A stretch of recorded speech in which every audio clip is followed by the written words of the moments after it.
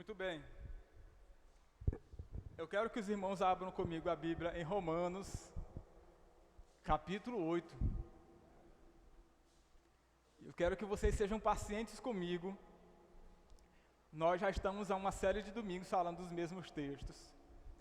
Mas eu quero insistir neles, primeiro por causa de uma necessidade pastoral. Nós estamos falando sobre a perseverança dos santos, a perseverança do povo de Deus. E olha, pessoal, isso é muito importante que todos vocês compreendam com clareza. Isso é uma necessidade pastoral que todo cristão tenha no seu coração essa genuína segurança da salvação. É muito difícil você ter segurança em algo se você pensa que a qualquer momento poderá fraquejar, desistir da fé, abandonar tudo e voltar à velha vida. Isso não é segurança. Como se Deus fosse te abandonar a qualquer momento. Não. O Senhor ele nos atrai para mais perto dele e nos faz prosseguir para o alvo, né? E a gente ter segurança da nossa fé, isso nos protege das ciladas do diabo, das acusações, das ideias. Isso nos dá convicção e é profundamente enraizada nos ensinos da palavra de Deus, em contraste com as filosofias humanas. Na filosofia, na psicologia, olha que eu digo porque eu sou psicólogo. A psicologia tem a sua utilidade, mas nenhum pensamento humano dá segurança para a pessoa diante dos desafios da Bíblia, a não ser a palavra de Deus na vida do seu povo. Por isso nós vamos ler Romanos capítulo 8, do 28 ao 30. E antes da gente ler, eu quero saber aqui, quem de vocês já sabe esses 3 versículos decorados aqui? Quem sabe, levanta a mão. O Rebin sabe, a irmã Luciara, o irmão Rodrigo, o irmão Carlos Henrique, o Gabriel, a Maria. Pai, só tem gente fera aqui. Pois vamos recitar junto comigo, tira da tela. Vamos lá, recitar sem olhar. 1, 2, 3. Sabemos que todas as coisas cooperam para o bem daqueles que amam a Deus, daqueles que são chamados segundo o seu propósito. Pois aos que de antemão conheceu, também os predestinou para serem feitos conforme a imagem do seu Filho, a fim de que ele seja o primogênito entre muitos irmãos. E aos que predestinou, também chamou. E aos que chamou, também justificou. E aos que justificou, também glorificou. Amém. Muito bem. Olha, pessoal, esse texto é um dos textos mais magníficos a respeito do propósito de salvação para o cristão. E quando a Bíblia coloca esses 5 elementos, aos que de antemão conheceu, também predestinou, também chamou, também justificou, também glorificou, a gente chama isso de corrente da salvação. Todo cristão, inevitavelmente, é cristão porque foi inserido nessa corrente de salvação. Ninguém que se torna cristão fora disso. Você só é cristão porque você foi inserido nessa corrente de salvação e o Senhor te chamou. Foi Ele que conheceu o cristão antes da fundação do mundo, já sabia.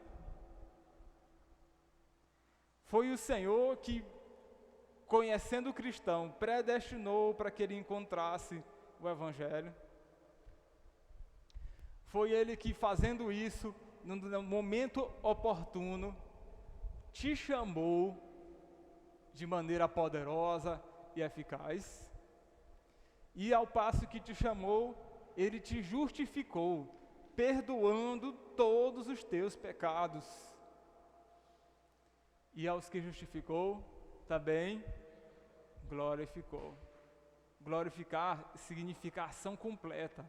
O brilho da glória de Jesus na mente do Senhor, mesmo você hoje sendo imperfeito, mas na mente de Deus, Ele já vê todo o seu plano executado, concluído, tal como a Bíblia revela em Apocalipse, uma multidão de pessoas de todos os povos, tribos, línguas e nações, louvando o Senhor diante do trono, né? Adorando o Cordeiro. E lá está cada um dos crentes verdadeiros que estão aqui também. Amém? Mas aí eu pergunto para vocês a mesma pergunta que fizemos na semana passada, que é a seguinte: é possível para um cristão, para quem todas as coisas cooperam para o seu bem, né? Um cristão que foi conhecido de antemão por Deus, que foi predestinado pelo Senhor, que o Senhor chamou, justificou, mas no meio do caminho, Satanás, com as suas garras, é possível que esse cristão genuíno, verdadeiro, venha a se desviar, afastar-se da fé, cair no mundo, no pecado, ir para o inferno e nunca mais voltar. É possível? Nós já vimos que não. Não. Se você não estava aqui domingo passado, acompanhe no vídeo que foi gravado no canal da igreja no YouTube. Não, é exatamente o oposto do que Paulo está falando aqui em Romanos. A Bíblia está dizendo que se Deus conheceu de antemão e predestinou para ser chamado, justificado e glorificado, o propósito do Senhor sempre se cumprirá. Mesmo que você tenha uma ideia diferente, né, algumas pessoas têm isso, né? Uma ideia diferente, os que Deus de antemão conheceu, significa que Deus sabia quem ia se converter. Vamos pensar que realmente era assim a ideia da Bíblia, nós já vimos que não é. Mas se fosse, o próximo passo é, os que Deus de antemão conheceu, também predestinou. Aí a pessoa diz, porque Deus sabia, por isso que Ele predestinou. Ou seja, então não foi Deus que predestinou, foi a pessoa que se predestinou. Não, não é isso que a Bíblia está dizendo. Foi o Senhor quem conheceu, foi o Senhor que predestinou, foi o Senhor quem chamou, é Ele que justificou, é Ele quem glorifica, e na mente do Senhor essa obra já foi completa. Deus não falha. Não há espaço para falha nos planos de Deus. Tanto é que esse plano foi planejado antes da fundação do mundo, antes da bagunça começar. O nosso Deus não falha. Mas aí, pessoal, algumas pessoas, à medida que você vai lendo a Bíblia, você se depara com alguns textos que parecem apontar como se fosse isso, como se fosse possível o cristão cair da graça de Deus, abandonar o Senhor, ir para o mundo, esquecer tudo. Um cristão verdadeiro chegar ao ponto de ir para o inferno. E nós vamos ver, pessoal, hoje, na continuidade dessa mensagem, na aplicação para a vida dos irmãos, 2 tipos de exortações que a Bíblia nos dá. O primeiro, as exortações para nós avaliarmos a nossa fé. E no segundo momento, nós vamos ver as exortações sobre a correção de Deus para com o seu povo, para com o seu servo. E tudo isso para que os irmãos entendam sobre a perseverança dos santos. O povo de Deus perseverará até o fim. E nós vamos começar hoje com um dos textos mais polêmicos de toda a Bíblia, nesse aspecto, que é Hebreus capítulo 6, do 4 ao 12. Nós estamos no mesmo pensamento, eu não estou fugindo do pensamento, eu só quero aplicar para os irmãos esses 2 pontos importantíssimos a partir do texto principal.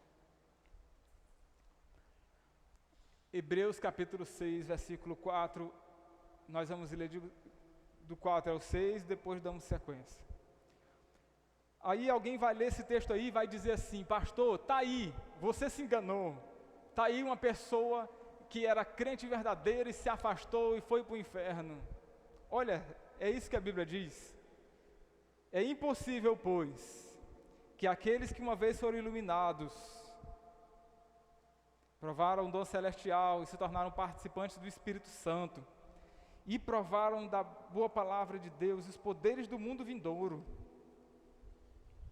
Olha só os 5, né? Olha essa pessoa, ela foi iluminada.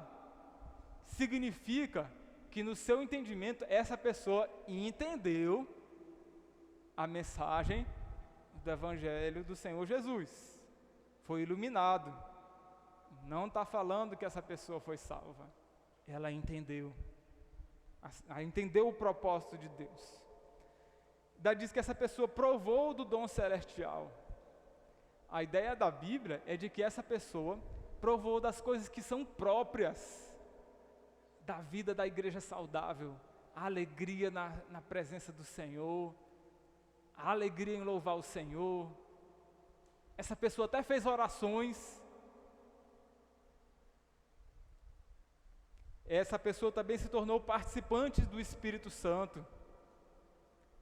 A Bíblia não está dizendo que essa pessoa recebeu o Espírito Santo de adoção para ser salvo.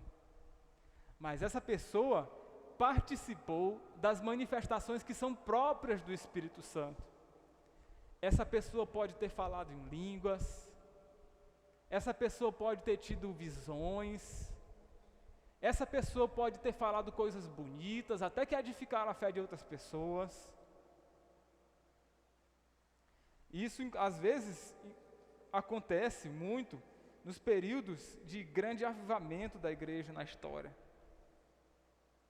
Diz também que essa pessoa provou, olha só no versículo 5, a boa palavra de Deus. Essa pessoa leu a Bíblia e viu que era bom. Se admirou. Essa pessoa provou dos poderes do mundo vindouro. Está falando aqui de poder, de milagre.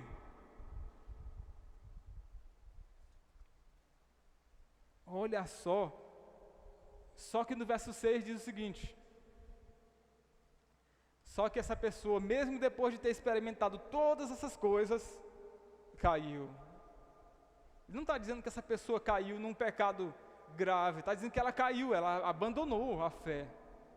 Está dizendo, sim, é impossível outra vez renová-los para o arrependimento, visto que de novo estão crucificando para si mesmos o Filho de Deus e o expondo à zombaria. É impossível renová-los para o arrependimento. Quando a Bíblia fala em arrependimento aqui que essa pessoa deve ter tido, não está falando propriamente do arrependimento para a salvação. Está falando que essa pessoa, não está falando que essa pessoa vivenciou um arrependimento autêntico, para depois se arrepender de novo e de novo e de novo. A ideia dessa palavra é a mesma que a Bíblia usa para se referir ao arrependimento de Judas, depois que entregou Jesus, em Mateus capítulo 7, versículo 27:3. Então Judas, que o traiu, vendo que Jesus havia sido condenado, tocado de grande remorso, devolveu as 30 moedas de prata aos principais sacerdotes e aos anciãos. Judas também se arrependeu, mas ele nunca se arrependeu para a salvação, a ponto de ser um dos que pertenciam ao Senhor. Ele sempre foi dito por Jesus como filho da perdição, nunca tinha sido salvo. Ele não se arrependeu para a salvação, Judas, né?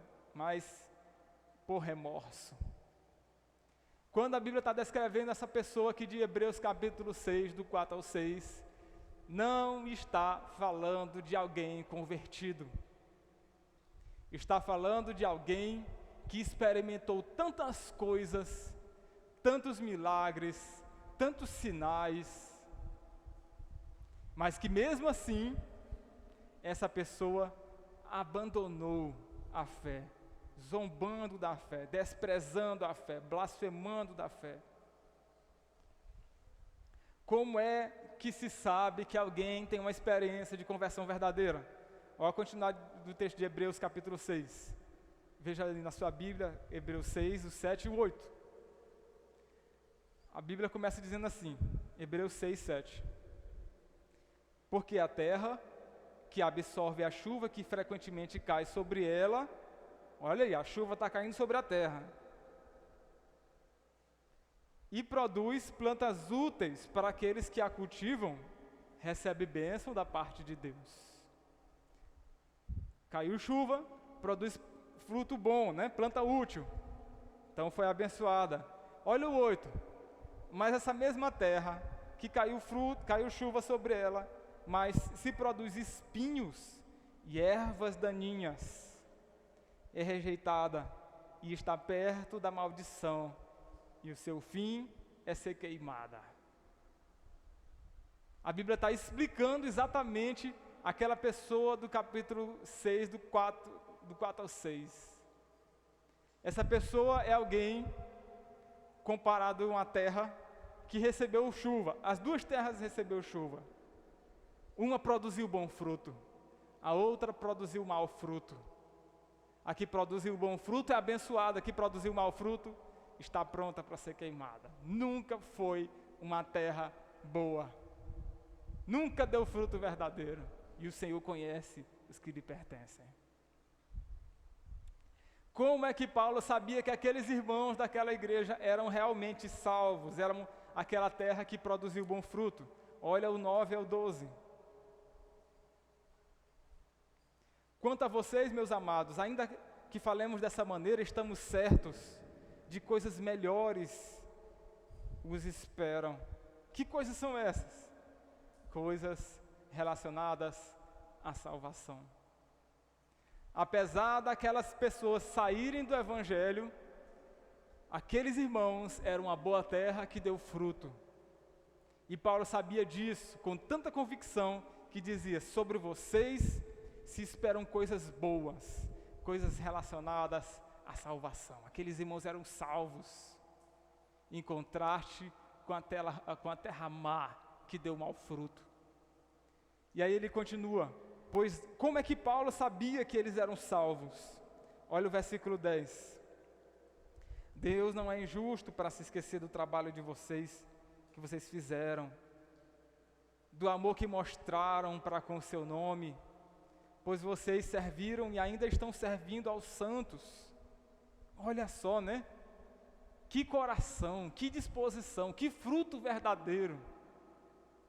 Desejamos que cada um de vocês continue mostrando até o fim o mesmo empenho para a plena certeza da esperança, para que vocês não se tornem preguiçosos, mas imitadores daqueles que pela fé e pela paciência herdam as promessas. Paulo está mostrando para aqueles irmãos, tranquilizando aqueles irmãos, a respeito da verdadeira esperança da salvação. E eles tinham provas no seu caráter que realmente eram pessoas que tinham sido salvas. Ele usa a expressão no versículo 11, até o fim. Continue mostrando até o fim o mesmo empenho para a plena certeza da esperança. E nós já vimos que a Bíblia, quando fala dessa esperança, não é a esperança de você ficar torcendo. Eu estou torcendo para quando Jesus voltar, eu ir com Ele. Não é essa a esperança que está dizendo. É uma esperança que tem plena certeza que isso acontecerá. É uma esperança que tem plena certeza, por isso espera. Espera porque tem esperança, não é esperar por torcer. O cristão verdadeiro é quem permanece. E a Bíblia usa essa mesma ideia, lá em Hebreus capítulo 10, do 26 ao 27, que é um texto que também confunde muitas pessoas.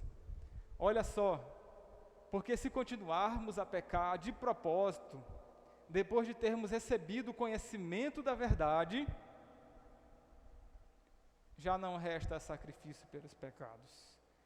Pelo contrário, resta apenas uma terrível expectativa de juízo e fogo vingador prestes a consumir os adversários. Olha, ele está dizendo no versículo 26, essa pessoa conheceu, teve pleno conhecimento da verdade, entendeu o propósito do sacrifício de Jesus para a salvação, entendeu plenamente. Mas mesmo tendo entendido, ela continuou vivendo da mesma vida, deliberadamente, sem nenhuma mudança de vida. A Bíblia não está falando de uma pessoa que foi salva, de modo algum, está falando de uma pessoa que conheceu a salvação, mas que não foi salva pelo Jesus da glória. E conhecendo essa salvação, rejeitou a mensagem do Evangelho, continuou pecando, sem nenhum escrúpulo, sem nenhum arrependimento, sem nenhuma dor no coração. Se ela rejeitou a oferta do sacrifício de Jesus, é por isso que a Bíblia diz, já não resta sacrifício pelos seus pecados, porque o único sacrifício que lhe foi oferecido, que era poderoso para salvar, essa pessoa rejeitou. Olha, meus irmãos, esses dois textos, eles só revelam que é possível que alguém tenha tido experiências espirituais muito profundas, conhecimento da palavra de Deus, das coisas do Evangelho, tenha feito coisas espetaculares, mas é possível que elas fizeram tudo isso, fizeram a igreja pensar que eram cristãos, mas na verdade nunca foram. O conhecimento, milagres, poder, emoção, aparência são sinais meramente exteriores, não significa uma mudança profunda e interior próprio da salvação. A ideia da Bíblia é de que mesmo o incrédulo pode ter experiências desse tipo. Na Bíblia, 3 exemplos. Saul,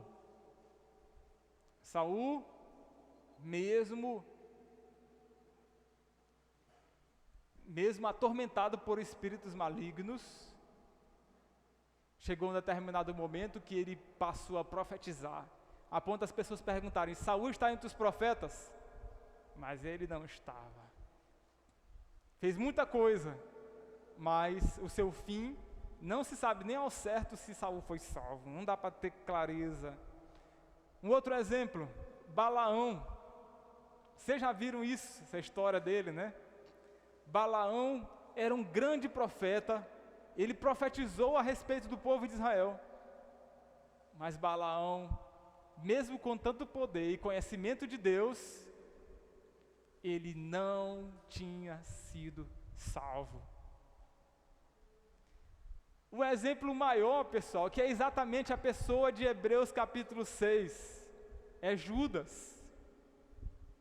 Judas fez milagres, Judas profetizou, Judas expulsou demônios, Judas ensinou pessoas, Judas curou pessoas, Judas participou dos momentos de milagres junto com Jesus, viu a glória de Jesus. Não viu a glória de Jesus, ele não estava presente.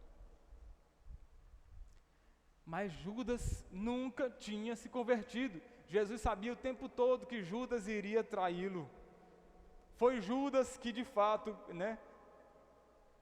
ele teve conhecimento de Deus, participou das coisas do Espírito Santo, teve participação da boa palavra de Deus, participou das coisas do mundo vindouro e caiu.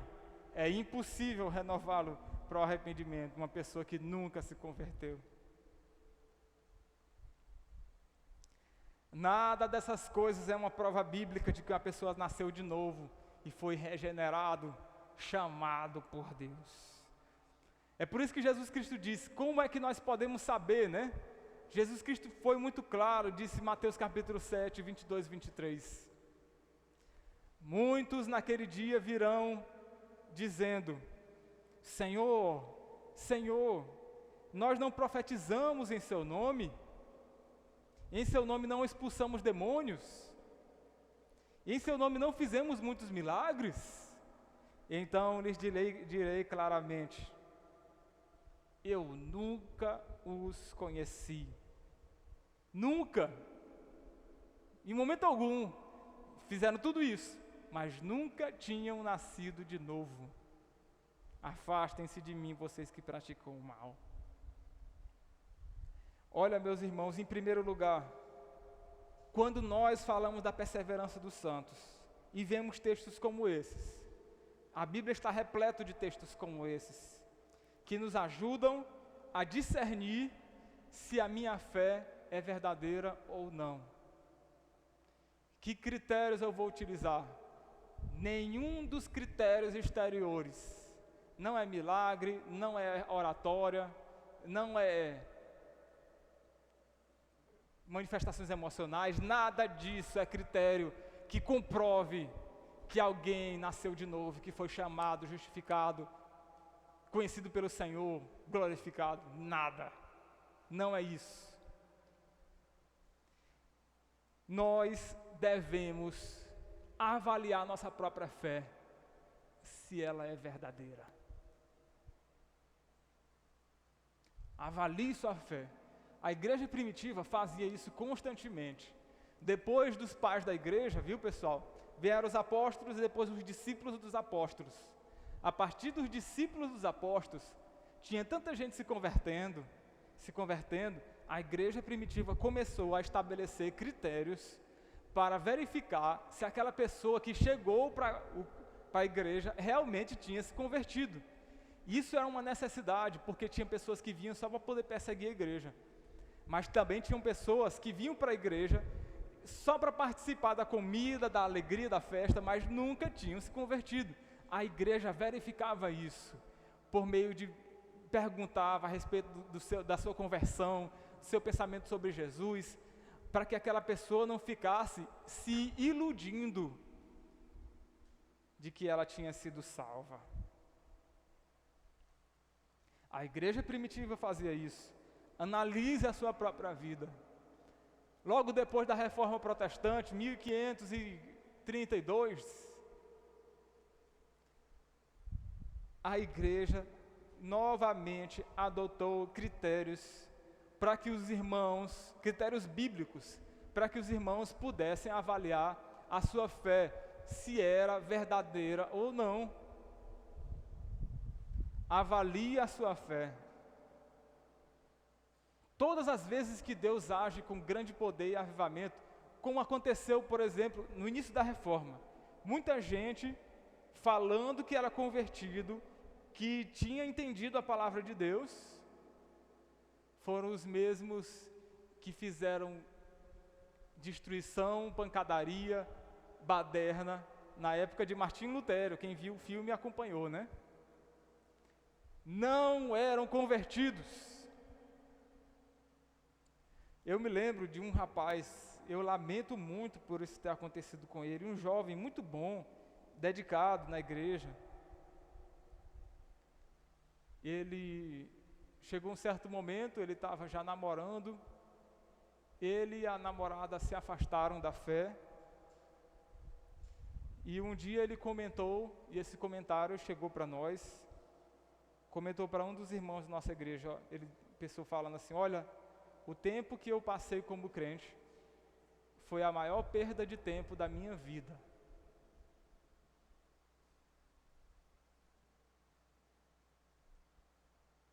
Ele provou de tudo, pessoal, conheceu tudo. Tinha aparência de cristão. Hoje, ele está numa condição afastado, distante, blasfemando contra o Senhor.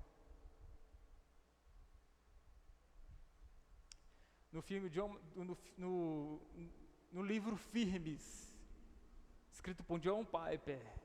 Quem é que está com o livro Firmes aí, hein, pessoal, que eu emprestei? Quem é de vocês que está? Será que é o Tadeu? Se alguém encontrar é tu, Rodrigo? Não.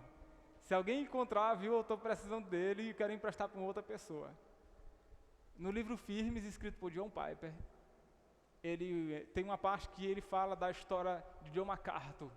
E John MacArthur, ele fala sobre o tempo que ele tinha um pastor, amigo dele, estudou no mesmo seminário, era um cara muito bom, mas em determinado momento da vida pastoral, aquele homem abandonou a fé, abandonou tudo que cria, negou todo o evangelho, blasfemando contra o Senhor. Nunca mais voltou. É isso que a Bíblia está nos alertando em Hebreus capítulo 6. É possível que uma pessoa tenha todos os critérios externos, aparentes.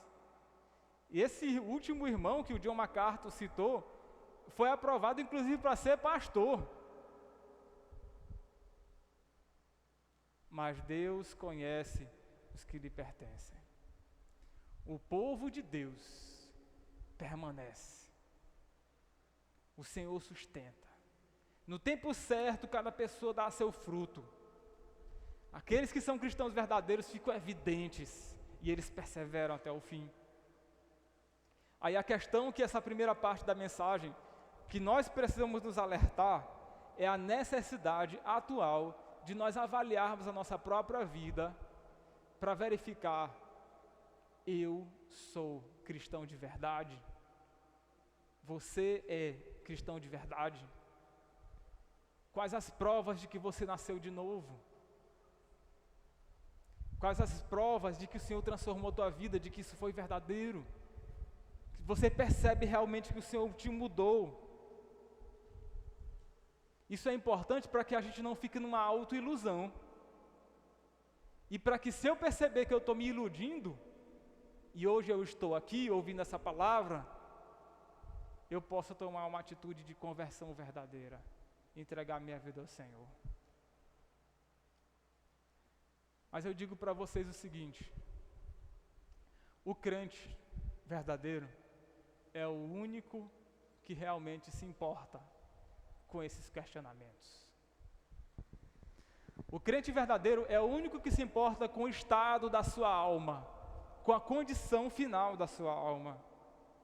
E ele recebe textos como esse, talvez seja o sentimento que esteja no coração dos irmãos, com uma advertência. A gente fica alerta, mas é exatamente isso que é a prova de que você foi chamado, porque o Senhor nos alerta, nos mostra a necessidade de nós nos vigiarmos, coloca dentro de nós um medo: Senhor, eu não quero voltar para a velha vida, porque você sabe que de lá você saiu e nunca mais quer voltar. Você teme estar longe de Deus e pede ao Senhor clareza. Essa necessidade de confirmação. E aí de repente quando a gente pergunta: Senhor, me dá convicções, o Senhor confirma, Ele dá provas de fé. Essa é uma prova de que a tua fé é verdadeira. Essa pessoa, o cristão verdadeiro, sabe que só a graça de Deus é quem nos sustenta. Tínhamos muita oportunidade para cair no pecado, voltar para a velha vida, mas a graça de Deus me sustenta. O Senhor me chamou, Ele me preserva, Ele cuida de mim. E quando eu vejo as pessoas ao meu redor caindo, 1000 ao lado, 10.000 à direita, mas eu perseverarei na graça de Deus. É o Senhor quem nos sustenta. A pessoa que nunca foi salva não tem essas preocupações. Para ele está tudo bem, não preciso me arrepender, não preciso me converter, só o fato de já estar indo para a igreja já é o suficiente. Essa pessoa nunca entendeu o que é uma conversão verdadeira. Esse é o primeiro ponto da mensagem. Verifique com clareza a veracidade da tua fé. Porque se a tua fé é verdadeira, você perseverará até o fim. Mas se a tua fé não é verdadeira, a mensagem de hoje é a oportunidade que você tem de se arrepender, de confessar os teus pecados, dizer: Senhor, eu tenho vivido uma vida de aparência. Me perdoa, Senhor. Muda o meu interior. E o Senhor é poderoso para ouvir a tua oração e transformar o teu interior, o teu ser.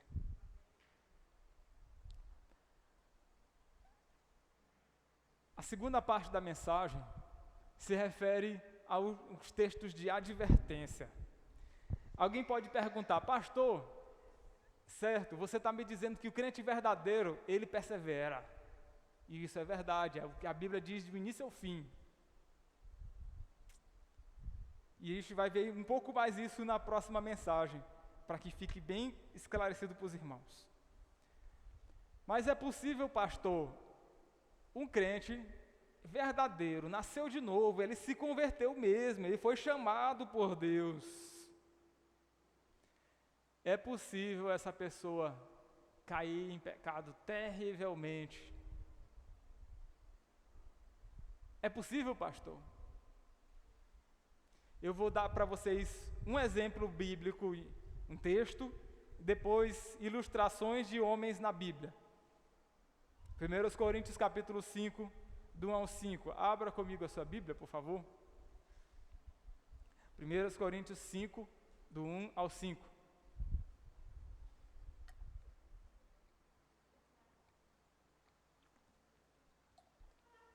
A partir daqui, que ninguém fique com medo do que a gente vai falar aqui, viu?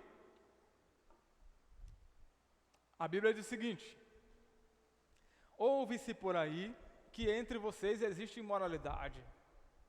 E imoralidade tal como não existe nem mesmo entre os gentios. Isto é, alguém que se atreve a possuir a mulher do seu próprio pai. E vocês andam cheios de orgulho quando deveriam ter lamentado e tirado do meio de vocês quem fez uma coisa dessas. Eu, na verdade, ainda que fisicamente ausente, mas presente em espírito, já sentenciei, como se estivesse presente o autor de tal infâmia. Em nome de nosso Senhor Jesus, reunidos vocês e meu espírito com o poder de Jesus nosso Senhor, que esse tal seja entregue a Satanás para a destruição da carne, a fim de que o espírito seja salvo no dia do Senhor.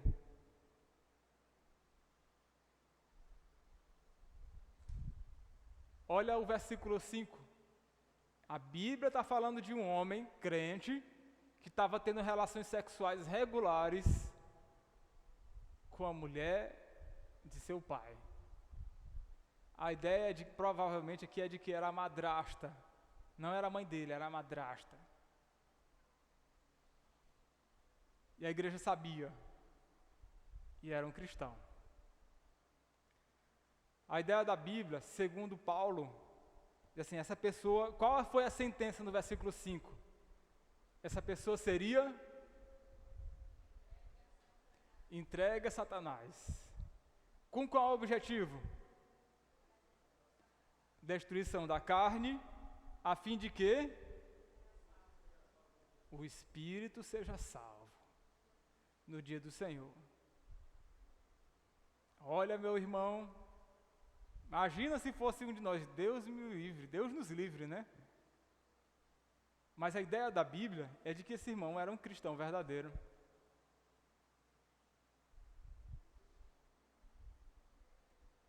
Ele foi entregue a Satanás para a destruição da carne. A ideia da Bíblia é de que ele seria castigado. Deus faria isso através de Satanás. Satanás seria utilizado como instrumento de Deus para a correção dessa pessoa, para que ele sofresse na carne, a fim de que o espírito fosse salvo no dia do Senhor. Em outras palavras, Deus efetua o seu castigo sobre o seu povo, e mesmo que para isso ele precise utilizar o próprio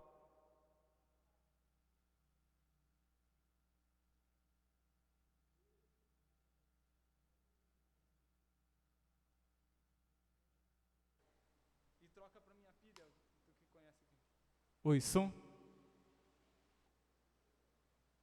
A ideia da Bíblia é que mesmo que ele precise usar como instrumento nas mãos de Deus o próprio Satanás. Pessoal, é importante a gente ver isso aqui porque algumas pessoas ficam pensando: pastor, você sabe que o diabo é moleque, ele tenta, ele atenta. Aí as pessoas falam isso como se fosse possível Deus, no plano dele, de salvação, aqueles que Deus de antemão conheceu, predestinou, chamou, justificou, glorificou, como se fosse possível Satanás entrar no meio desse plano de salvação na vida da igreja e quebrar isso e afastar o Filho de Deus da presença dele. Nós já vimos isso em João capítulo 10, as minhas ovelhas estão na minha mão e da minha mão ninguém as arrebata. Ninguém.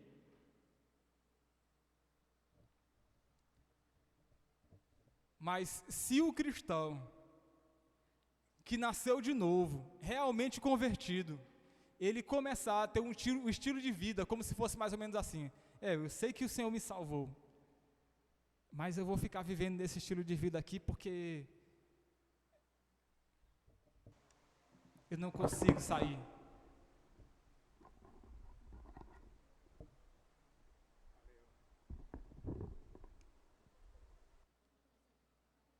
Não, pode deixar.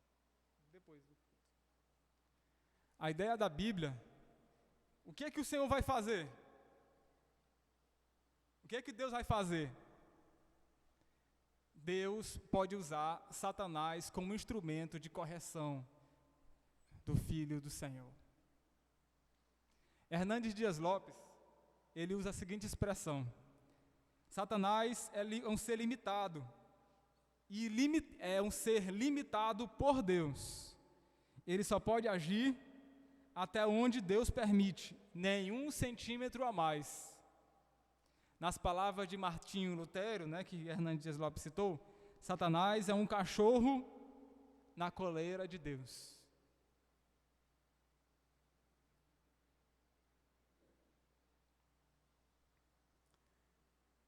O nosso Senhor, Ele executa o seu propósito, mesmo diante das oposições de Satanás.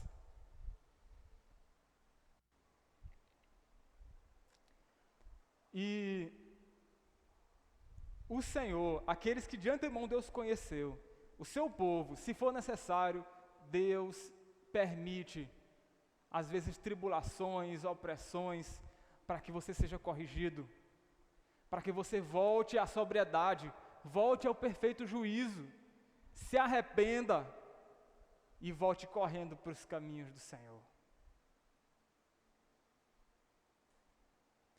Você lembra de alguns exemplos de como o Senhor, como Deus usou Satanás para provar, para testar e para fortalecer o seu povo? Lembram de Jó? Deus permitiu que Satanás provasse Jó em diversas circunstâncias. Mas Satanás podia tocar na alma de Jó? De modo algum. Nesse caso, o Senhor estava permitindo que Satanás era um instrumento de Deus para o fortalecimento de Jó, para a aprovação de Jó. Vocês lembram de Jesus, quando foi levado pelo Espírito Santo para ser tentado pelo diabo no deserto, Mateus capítulo 4, a Bíblia usa essa expressão.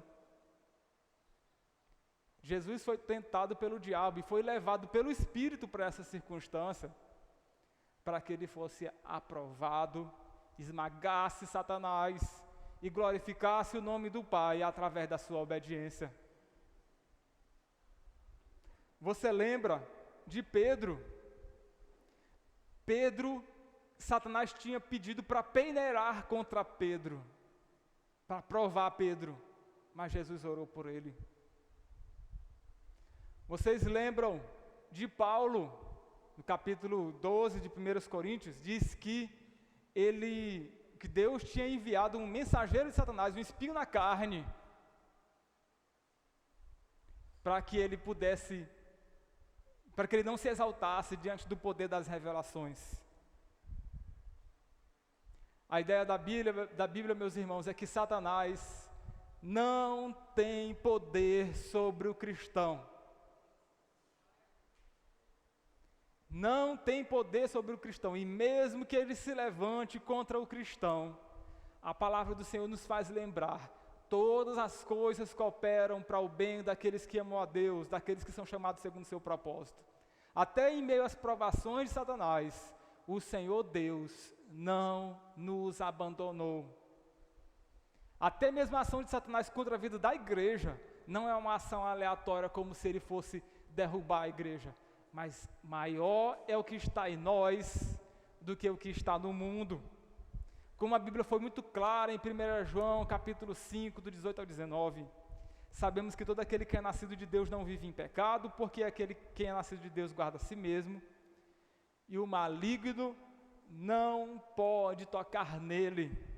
Sabemos que somos de Deus e que o mundo inteiro jaz no maligno. O maligno não toca na vida do cristão.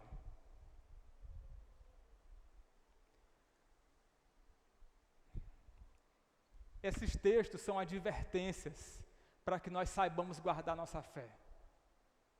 O Senhor corrige o filho a quem ama. Deus corrige o seu povo, para que o seu povo alcance o propósito estabelecido por Deus, de ser glorificado no dia final, de perseverar até o fim. Deus vai alcançar o seu propósito, Ele vai fazer com que isso aconteça. E por vezes Deus usa Satanás como instrumento de correção do cristão. Lembrem-se das promessas do Senhor em Hebreus capítulo 5, 4 e 5. 5 e 6. Hebreus 12, 5 e 6, desculpa. E vocês esqueceram da exortação que lhes é dirigida como filhos? Filho meu, não despreze a correção que vem do Senhor, nem desanime quando você é repreendido por Ele, porque o Senhor corrige a quem ama e castiga todo filho a quem aceita. Deus corrige o seu povo, para que o seu povo alcance o propósito de ser glorificado no dia final. Eu digo para vocês, meus irmãos, ser castigado por Deus, longe de demonstrar que nós não somos filhos, não, de modo nenhum, não é que você não é filho. Antes, pelo contrário, ser castigado por Deus é prova de que você é filho. Porque senão, se nós não fôssemos filhos, não seríamos castigados. Mas se nós somos filhos, somos castigados para o nosso bem, para que o propósito de Deus na nossa vida seja concluído. Se somos filhos, somos chamados. Se somos chamados, somos justificados. E na mente de Deus, já estamos glorificados. E nessa vida que seguimos, estamos aguardando a concretização desse decreto final. Alguém pode estar se perguntando, mas pastor, isso é muito sério, eu estou com medo. Como é que eu sei que eu estou sendo disciplinado para minha correção? Ou se na verdade, eu não sou filho, nunca conheci o Senhor? Eu digo para você uma coisa muito simples. A gente conhece quem está sendo disciplinado pelo Senhor e é filho pelos frutos que são gerados na correção. Toda pessoa que não é cristã verdadeira, quando vem as tribulações, quando vem a ação do inimigo contra ela, isso gera nele blasfêmia contra Deus, cegueira espiritual. Essa pessoa cada vez mais fica iludido, como se a vida fora da presença de Deus fosse melhor. Quando essa pessoa recebe juízo de Deus, ela gera afastamento, uma disposição mental reprovável. A Bíblia é muito clara em Romanos capítulo 1, versículo 28. E por haverem desprezado o conhecimento de Deus, o próprio Deus os entregou a uma disposição mental reprovável, a um modo de pensar reprovável, para praticarem coisas que não convêm. A prova de que essa pessoa não é cristã são os frutos. Depois do castigo, os frutos não são de arrependimento. Mas quando o cristão é castigado, é disciplinado, é corrigido por Deus, de repente o cristão nasceu de novo, foi chamado pelo Senhor, mas estava vivendo relaxadamente, não estava levando em consideração o ensino do Senhor, estava vivendo de uma maneira reprovável. O Senhor vem e disciplina o seu filho. Você não vai ficar assim, você é meu filho. Meu filho não é educado dessa maneira. Disciplina. Quando essa pessoa é um cristão verdadeiro, os frutos disso são arrependimento sincero. Essa pessoa volta à sobriedade, ela começa a temer ao Senhor. Ela se vê na necessidade de se santificar. Ela vê, Senhor, isso está acontecendo comigo. Eu sei que eu tenho que voltar ao primeiro amor. Esse é o fruto da disciplina na vida do cristão verdadeiro. Como a palavra de Deus nos ensina em Hebreus capítulo 12, versículo 11. Na verdade, toda disciplina, quando é aplicada, não parece ser motivo de alegria, mas de tristeza. Porém, mais tarde, produz fruto pacífico aos olhos dos que têm sido por ela exercitados, fruto de justiça. Foi isso que Deus sempre fez com o seu povo. O seu povo fiel, Deus disciplina. O cristão não está isento de cair em pecados terríveis. Mas aquele que realmente nasceu de novo, essa pessoa é renovada para o arrependimento e passa a perseverar até o fim, pois é Jesus quem o guarda. E antes de finalizar, eu quero dar alguns exemplos aqui para vocês, para que isso fique bem claro no coração dos irmãos. Vamos imaginar duas pessoas que viram coisas extraordinárias, Pedro e Judas. Judas estava com os discípulos em todos os momentos, fez milagres e tudo mais que já foi falado. Mas em João capítulo 13, versículo 27, a Bíblia disse: depois que Judas recebeu o pedaço de pão, imediatamente Satanás entrou nele. Então Jesus disse a Judas: o que você pretende fazer, faça-o depressa. Jesus não impediu que Judas executasse o propósito maligno que estava no seu coração. Mas olha pelo outro lado da vida de Pedro. Pedro também estava nas mesmas circunstâncias, acompanhou Jesus. Mas olha só, no dia final, antes de Jesus Cristo ser crucificado, Pedro negou Jesus 3 vezes, com juramentos e maldições. Pedro não tinha nenhuma desculpa para dizer que era diferente de Judas. Os dois fizeram a traição de maneiras diferentes, mas eram traições terríveis. Por que Pedro perseverou? Por que Pedro perseverou? Olha só o que Jesus Cristo disse a respeito de Pedro em Lucas 22, do 31 ao 34. Simão, Simão, eis que Satanás pediu para peneirar você como um trigo. Eu, porém, orei por você.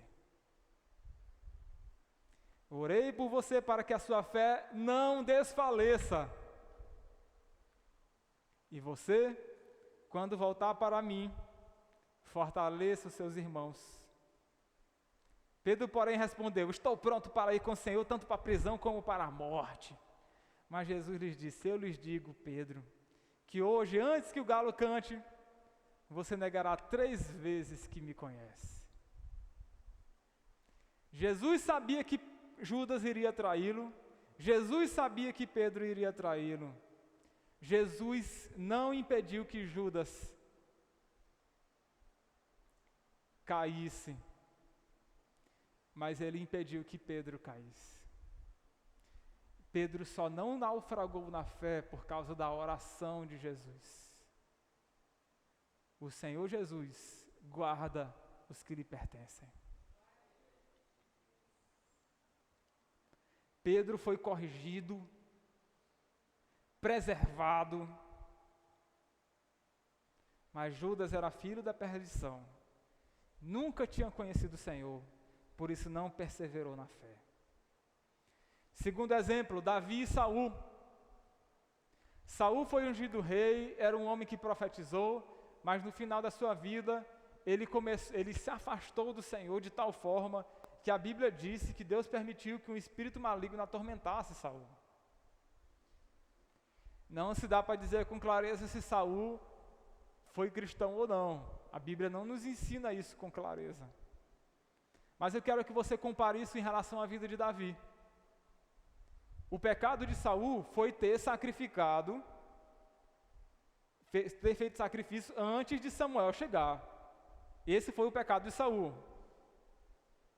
O pecado de Davi foi ter feito adultério contra uma determinada mulher, planejou a morte do marido dela, escondeu isso do Senhor por vários dias, talvez meses. Quem dos dois pecou algo aparentemente pior? Saul ou Davi? Mas quem que foi claramente preservado pelo Senhor? Davi pertencia ao Senhor. E Deus corrigiu Davi quando enviou o profeta Natã, que humilhou Davi na frente de todo mundo, humilhou o rei, e o rei se arrependeu, se envergonhou diante de Deus. Deus o castigou com castigos terríveis que duraram gerações. Mas a alma de Davi, a vida de Davi, foi preservada. Ele pertencia ao Senhor. O terceiro exemplo é Adão e Eva em comparação com Caim. Adão e Eva pecaram contra o Senhor, ficaram envergonhados diante do Senhor, fugiram do Senhor. Mas o Senhor veio, os procurou, os chamou pelo nome e os encontrou. Por outro lado, Caim pecou contra o Senhor, Deus também o advertiu, mas Deus não impediu que Caim fosse para longe da sua presença. Enquanto que Deus corrigiu Adão e Eva, em relação a Caim, Deus não o corrigiu para se afastar da sua presença.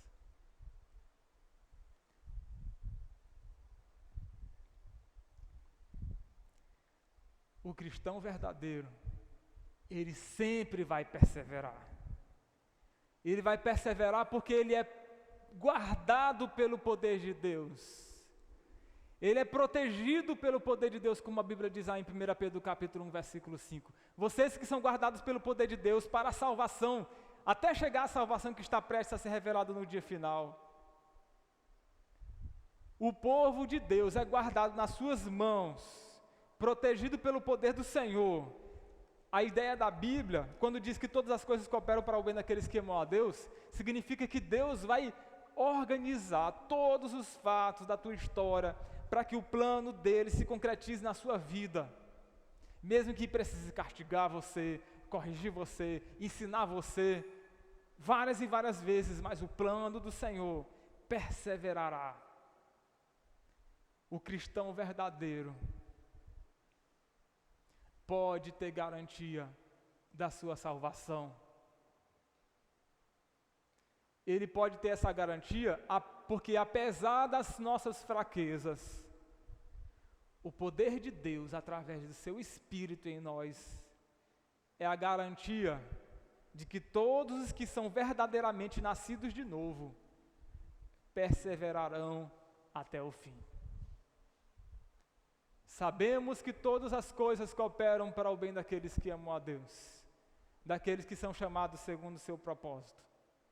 Porque aqueles que Deus de antemão conheceu, também os predestinou para serem feitos conforme a imagem do seu Filho, a fim de que ele seja o primogênito entre muitos irmãos.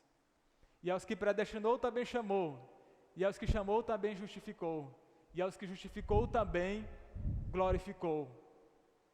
Esse é o nosso Deus, que preserva o seu povo até o fim. Glória a Deus. Vamos ficar de pé.